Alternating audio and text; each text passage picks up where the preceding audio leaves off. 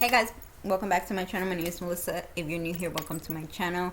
If you are new here, I speak about missing children. I also have a series called Gone Too Soon where I speak about celebrities that have passed away. And I also have another series called Missing Adults where I speak about adults that are missing. So today I do have a new case. In this case, a celebrity case. This is, I think, the first child case that I've done in this celebrity series. I don't think I was born when she was around, but I really wanted to talk about this case. It really touched me when I researched the case, and she was so young, she was so beautiful, and she has so much potential that it just breaks my heart that she's not here. So we're gonna be talking about Heather Orker.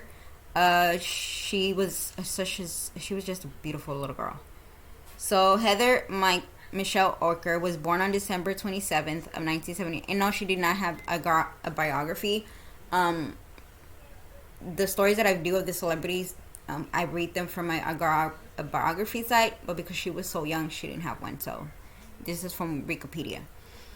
On December 27, 1975 in San Diego, to Catherine and Michael Orke. Her mother worked as a seamstress and her father was a carpenter. She had an older sister, Tammy Orke, also an actress. Her parents divorced in 1981, and Orker's mother married part-time truck driver Jimmy Peel in 1984. While they were living in a trailer park in Athena, California, her success later allowed the family to purchase a home in Big Bear Lake, California. Between acting jobs, Orkin attended Big Bear Elementary School, where she was president of her fifth grade class. At the time of her death, the family was living in Lakeside, California, a suburb of San Diego.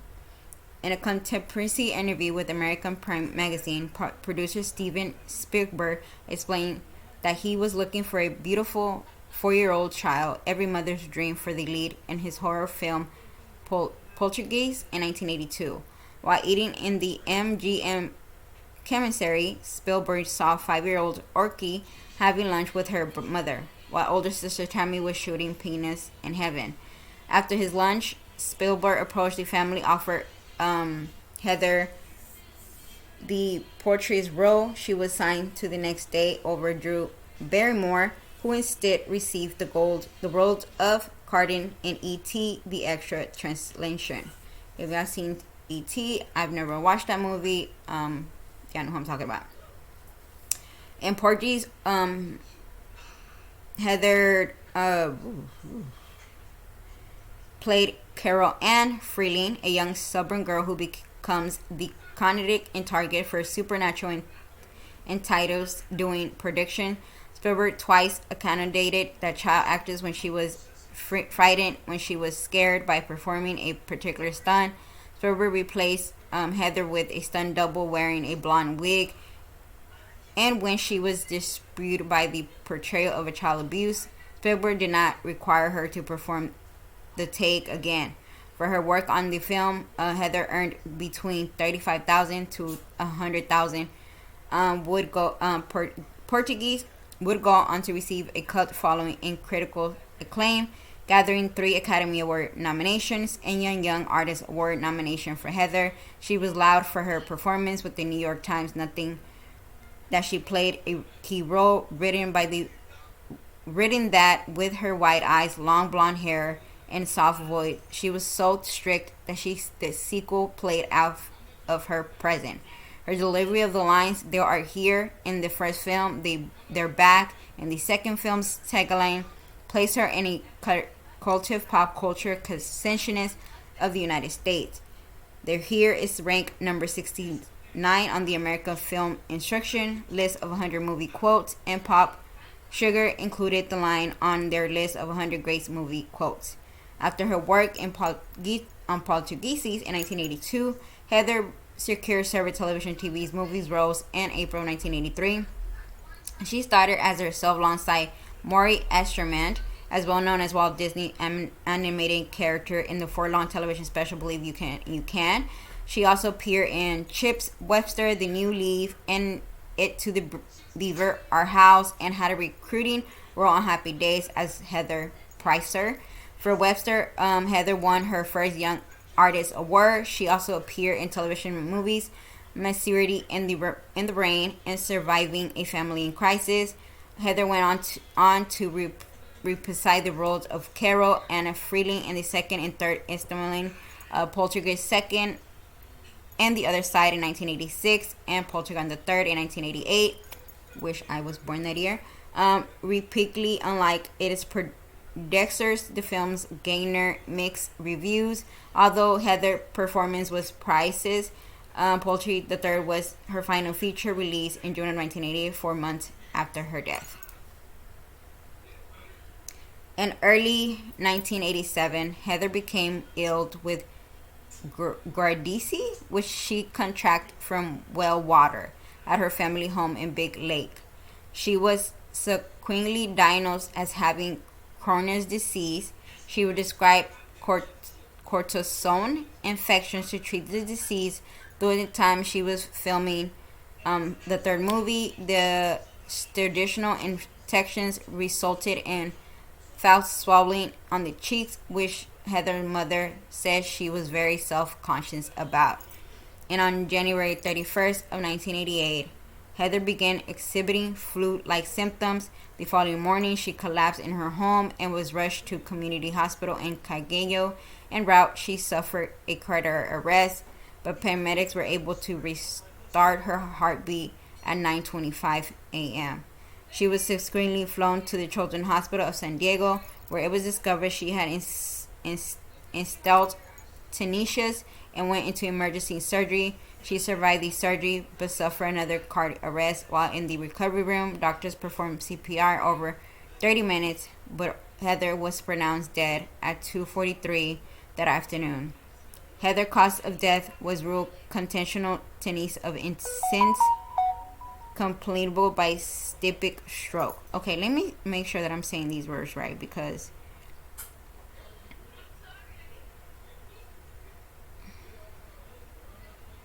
I have never heard of that before.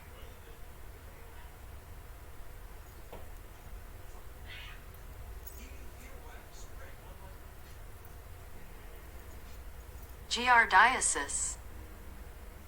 And the affection of the entrance and with the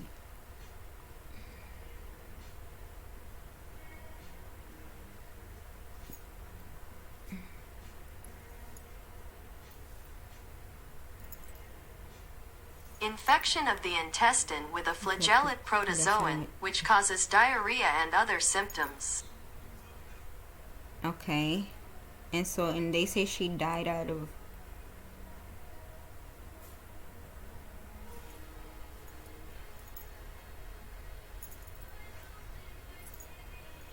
Septic shock. septic shock.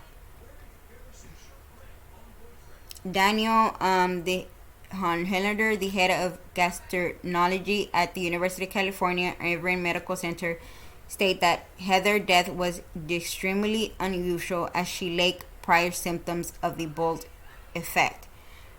I would have expected a lot of digestive difficulties throughout her life and not just to have developed a problem all out of sudden. However, Dr.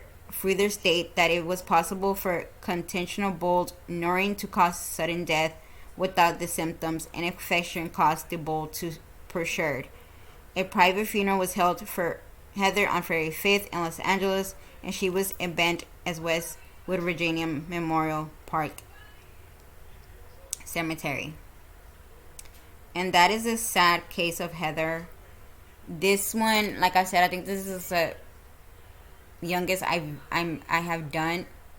I think I have another one, but I cannot remember exactly. I was not born when she was alive. I know about the movies that she was portrayed in, and if you see her pictures, she has one of the most beautiful eyes. Her hair is so blonde and so beautiful, and it just is sad.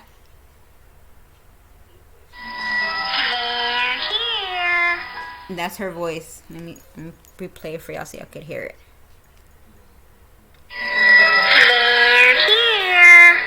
I don't know if y'all can hear it. I hope y'all can. But that line is just the cutest thing ever.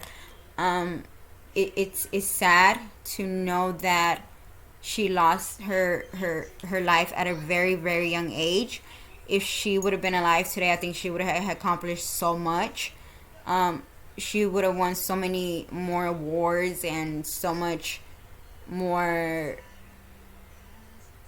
She would have probably been in more movies, and it sucks and it hurts that she will not be able to accomplish that.